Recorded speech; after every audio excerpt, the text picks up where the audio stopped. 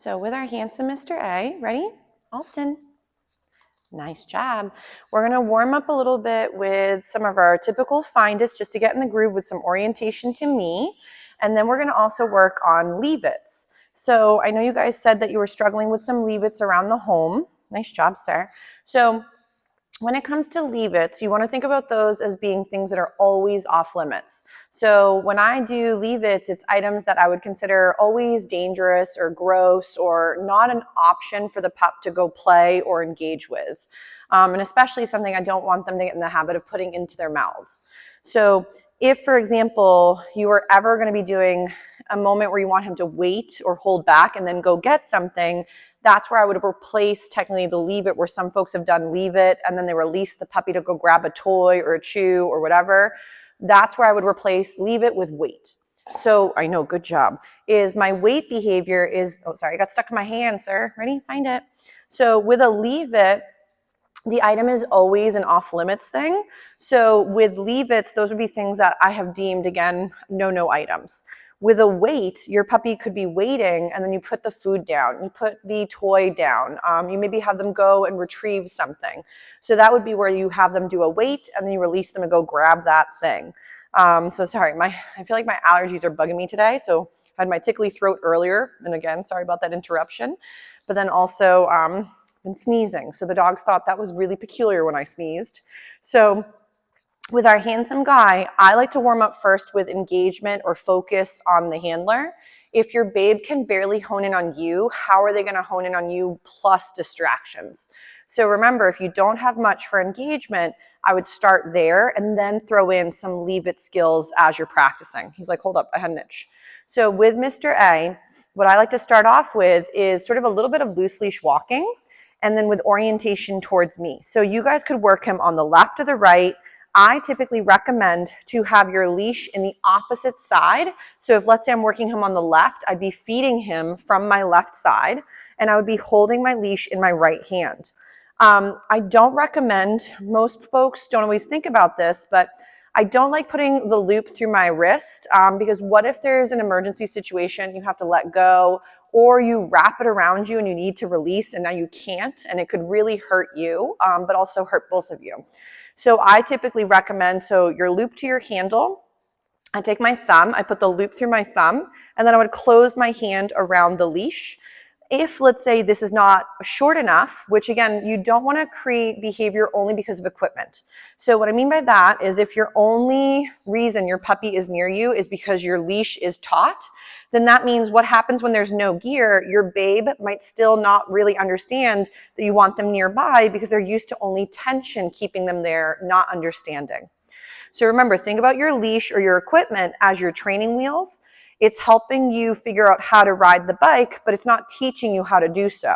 So someone would still have to teach you how to turn, how to stop, how to pedal, because slapping you on there with even just training wheels, you may still do a terrible job and get hurt. So gear, again, there for safety reasons, but it wouldn't be the thing creating the behavior. So that's why a lot of times when people are doing a lot of leash corrections or popping on gear, I don't really like that. So that's where I stay well away from it. But remember that correcting your puppy doesn't help them learn that, for example, you don't like something. It might actually start to teach them that at times they don't understand why you can be safe at one moment and then scary the next. They don't realize that from our perspective, whatever they're doing is something that's agitating you or getting you grumpy or you're not a fan of it. And the problem with scolding is that your dog lives in the dog world and we live in human world. So the problem there, when I don't want a dog pulling, I'm not going to yank back and say like no pull or, you know, knock it off or whatever little slogan. I would then do a U-turn or change the direction and feed again when the puppy is by the side. So if your puppy's not so great at loose leash walking, we have to show them first how to do loose leash walking before we throw in more difficulty of a harder environment, big distractions, maybe leave it items. So from this loose leash walking, he's like, I want my chew items back, is I like to work with this, but then also practice a little bit with orientation to you into what's called a front behavior. Front is going to be getting your puppy to go from before they could be next to you or off doing something, and you want them to come into front. So in the beginning, what I like to do is if the leash is in the way, so you guys can see it better without it, is I would go right to his little sniffer and go front and bring him into my space. So in the beginning, I like to teach front by having the puppy in front of me and then feed for every time he moves into my space. So then let's say we could be walking, and let's say there's going to be a distraction, we could go from here and then go into front. So that way, and in the beginning, I don't care if he's sitting or standing. Typically down the road, your front would probably be a really nice little sit position, but do not fret if for right now he's doing stands. So again, we'd be up and moving. He's like, lady, I am exhausted. So we would be working this loose leash walking. Then from here, we might go front and then feed several little snacks. And let's say we wanted our sitting position in the front, we could feed for that. But truthfully, the main goal is that he's getting to reorient from being by next to you to then coming and moving and then setting up where he's facing you in that front. And this can be really helpful for when working with later the distractions of, let's say, our leave it things. So when we go to practice with Mr. Handsome, so let's see, I don't know, we'll grab, I think a lot of them have a hard time with paper products. So if, let's say, you're doing this all by your lonesome, what I like to do is so my puppy doesn't pull and yank me to go grab the leave it that's in my hand, I like to, in the beginning, set up a few snacks, do a little find it off to the side, plop my no-no item out, and then from there, when I'm ready, approach and disengage the trash to my ability. So right here, I go leave it. And if let's say there's no response, he's a little distracted, I'm gonna walk down my leash, go right to his little sniffer, yes, and then feed for that response. So if your puppy gets really interested in leave it, ready? We might warm up with some of those previous skills. So if he doesn't know what a leave it is yet, and we're having a really hard time engaging with the handler, he's just gonna have a harder and harder time the more confused he gets. So notice how I went into a little bit with these find its. Ready? Nice job. I'm also using my little positive interrupter to regain his attention towards me. Ready? So now that I have him a little bit more warmed up, notice how I went back into working the same skills we did before the trash came out. Now again, I'm gonna feed for all of this lovely engagement. So right there, he may have looked at the no-no item, but he decided to come hone in on me. So I'm feeding him heavily for those bounce backs. Of course, my treat pouch got stuck on my pocket. There we go. Oh my gosh, chewing. You got it? Sometimes they're better the second time around.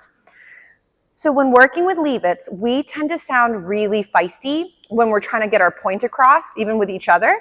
Nice job, sir. So we don't want to sound, as I call it, the possessed leave-it voice. So if you're going like, leave it, and the dog's like, what the heck?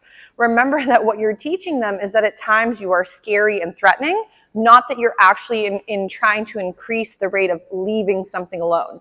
They might just realize that the only time to do leave-its is when you're nearby and sound spooky, not when you're, again, still there but out of range, because then they might go right into their old habit. Nice job. So with Mr. Handsome, he's like, lady, can we just do a down and veg?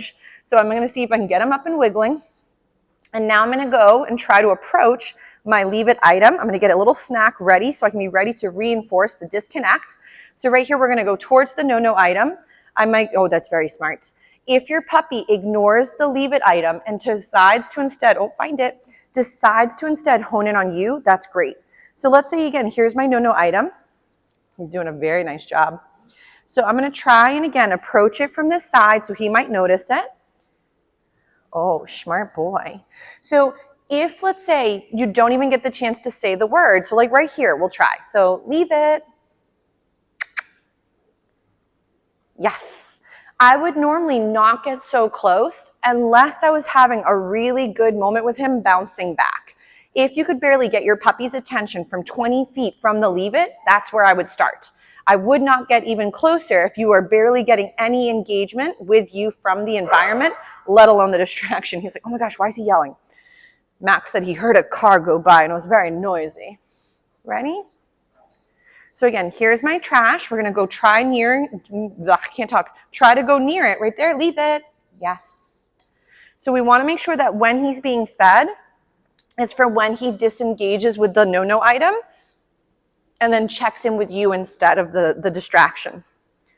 So, but notice how I don't yank on his gear. I don't, tell him that he's being naughty if he makes a mistake. Because remember, if a puppy or a dog is scared to make a mistake, that means that they're not going to have the comfort or the resilience or the ability to try new things because they're worried about getting reprimanded.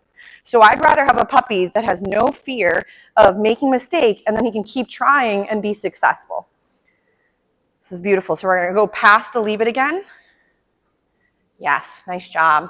So as he's doing so well, we're going to try, and hopefully I'm not completely out of camera range. Ready? Leave it. Yes.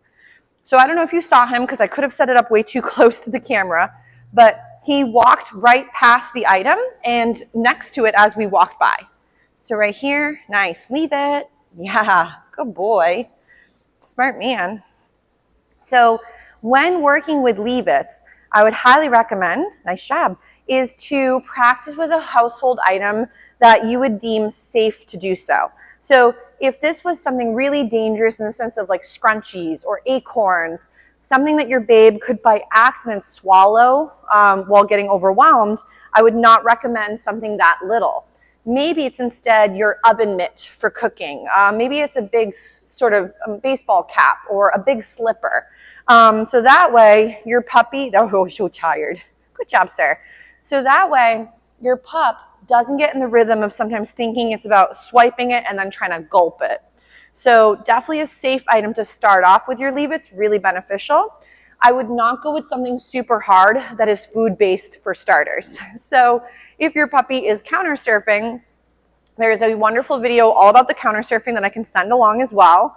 But remember that if you're not able to break it down into smaller steps for him to be successful, how can we possibly expect him to be, again, doing well if he doesn't even know how to start off the behavior?